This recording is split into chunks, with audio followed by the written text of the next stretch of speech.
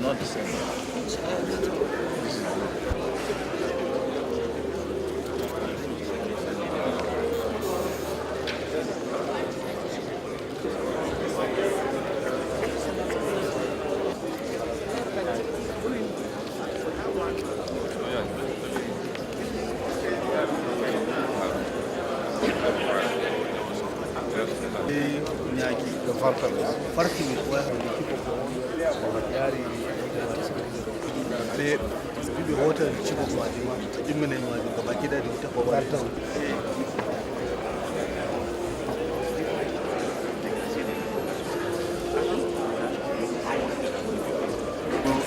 Payment against your salary. Exactly. You don't price it and know that you can pay it.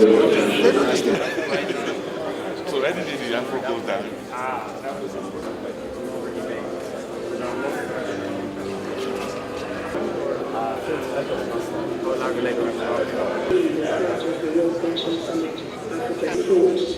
The pension matter, which is right across the continent. So the World Pension Summit has been on. I'd like to welcome all of you and take your questions.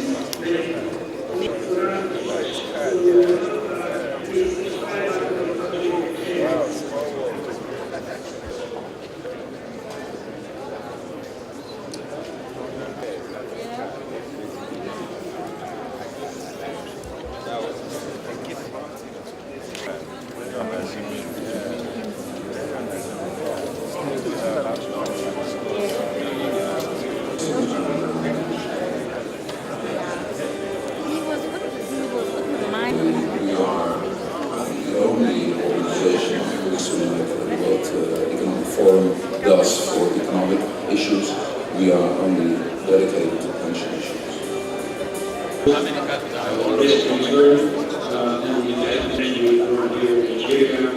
Is instrumental.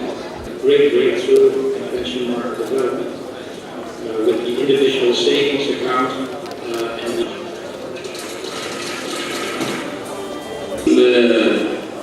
on behalf of the Senate. The President of the CPA, as we come in, let's take our seats, please. Thank you.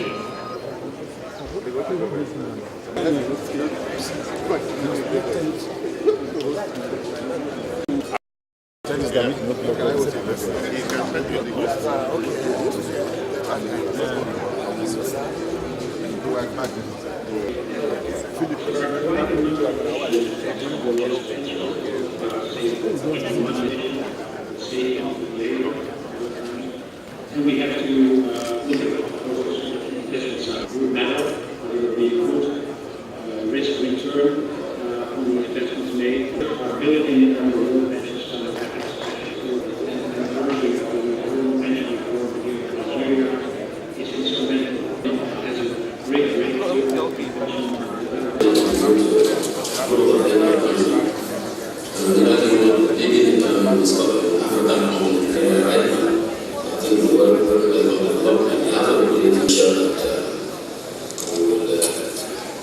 I want to welcome His Excellency the President of the Federal Republic of Nigeria.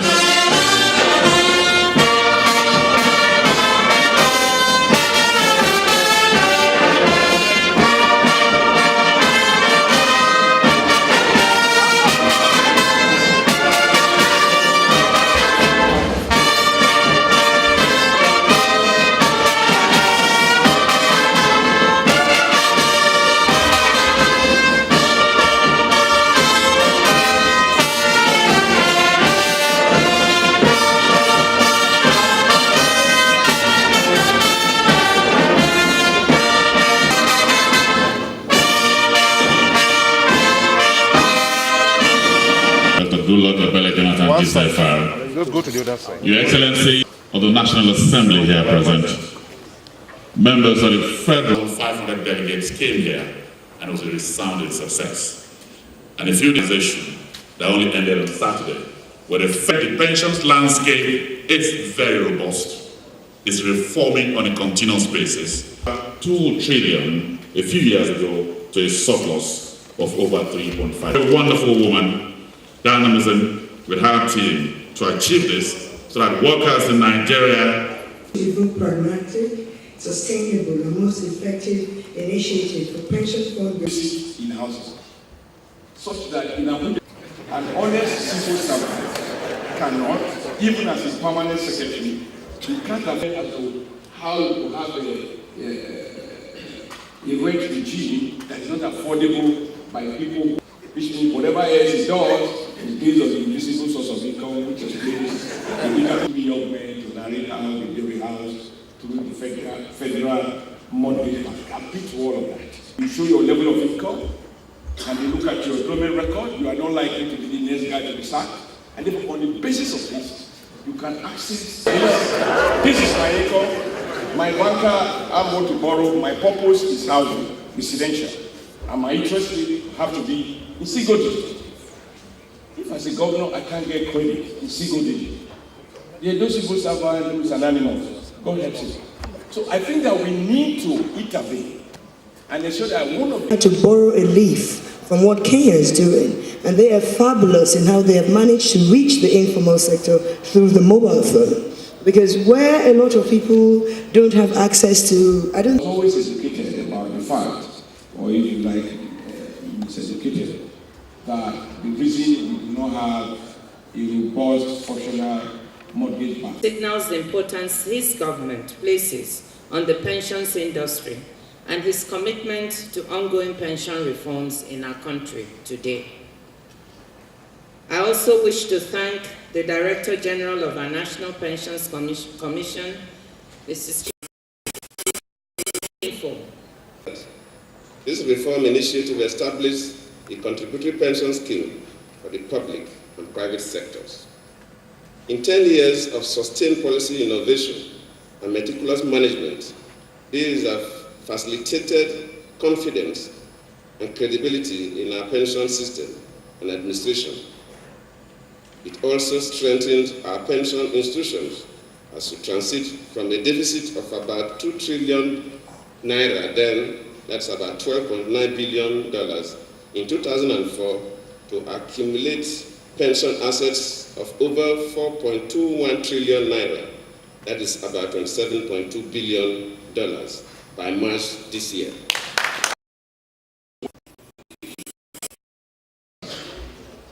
What is the state of enforcement, particularly on the contributory pension scheme? More so when many of us inherited deficits and had to borrow money to pay those ones, particularly the days you go. In terms of the 36 states, how many states have complied? And how do we enforce other states to really comply and to raise the percentage of the contribution?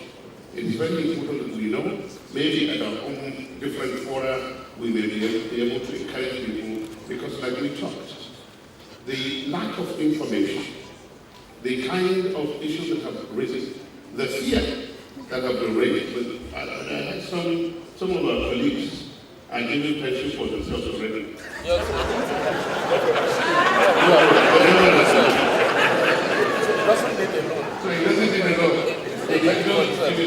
So what is the position and how do we enforce to ensure that that law that has been, particularly the Reform Act, now permeates all the states of the federation? Thank you.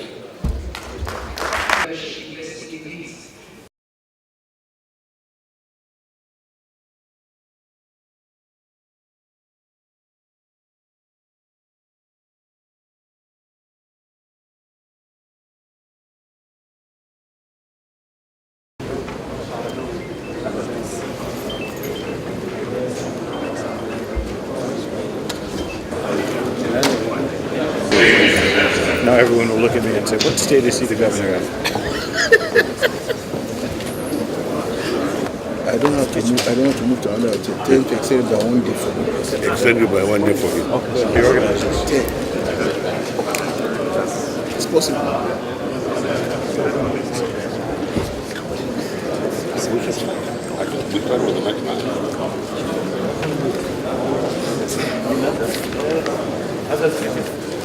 Excellency, distinguished ladies and gentlemen, we shall to serve with heart and mind, one nation bound in freedom. Excellency, the Governor of Adamawa State, and I'm going to command, Your Excellency, welcome. I will mention them one after the other. Let me welcome Ambassador James and Hans Whistle, Professor Ade. Members of the National Assembly and I think this day is for them. All the and international. I'm glad for the great humility and ambition for peace. It was to find the new path. And he who leads will send the path. Yes, especially all investors. Pathfinders in intelligence with ample opportunities for investment. Power, exchange movements, that will embrace prosperity before the need. I welcome all of you to not just try and but also for the peace and beautification of our Nigeria, of 9 states. My honor, welcome here. In resolving that in your mind from today, you will not only be more security conscious, but you will fight insecurity well. Thank you very much. And I believe he's already on his way. Distinguished ladies and gentlemen, mine is to welcome you. But let me say that it was very, very heartwarming that the United States Institute of Peace, which has been supporting, indeed organized the seminar that 12 of us out of 19 attended. There appeared to be a misconception as to our visit to the United States. As a federation, we have a right, and any state has a right to attend functions. And in my characteristic manner, as a former civil servant, whenever I go out of this country, I always inform the presidency that I will be going to so-so function and I will be returning on so-so date, and that my deputy will be acting. But in case that I must be contacted, here are the numbers that I should be contacted. So nobody will claim not to know where we were going, all the objectives and the purpose of our visit to the United States were given to everybody, including the presidency. So it is my pleasure to welcome the United States Ambassador to Nigeria, His Excellency James N. Wisdom, as well as the Vice President, Corporate Council on Africa, Ambassador Robert Henry. Without doubt, Your Excellencies present here, and involvement in this program underscore the importance the United States government attaches to the vision of a more economically developed northern states within the wider aspiration for a more prosperous and developed Nigeria. We also welcome the visiting American and other investors to this summit. We appreciate your courage and confidence in what we are doing, even in the face of the enormous insecurity challenges in our country. I'm indeed glad we are having support towards our determination to overcome challenges by exploring the vast investment potentials of our states for the sustainable economic growth and the development of our people and nation. We are equally pleased to have with us, he gave me an apology and said he was sending Alhaji Mansour Ahmed.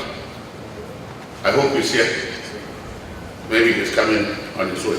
That's Aliyu Dangote, whose friends I took away, and who has been helping us since we started crying of the importation of food into our country.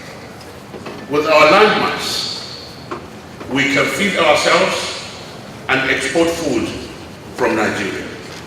But unfortunately, through time, we have become the major importers of food. It is said that we are the largest importer of rice, and Aliyu believes also that the more you import, you only import poverty, and you export employment and wealth. So we welcome him or his representative, and please permit me to pay tribute to Christian Lord, the acting president, U.S. Institute of Peace, under whose inspiring leadership the Institute has remained focused in setting the agenda for the promotion of peace and security around the world, thus encouraging the entrenchment of democracy and transparency in the world. We are very grateful to USIP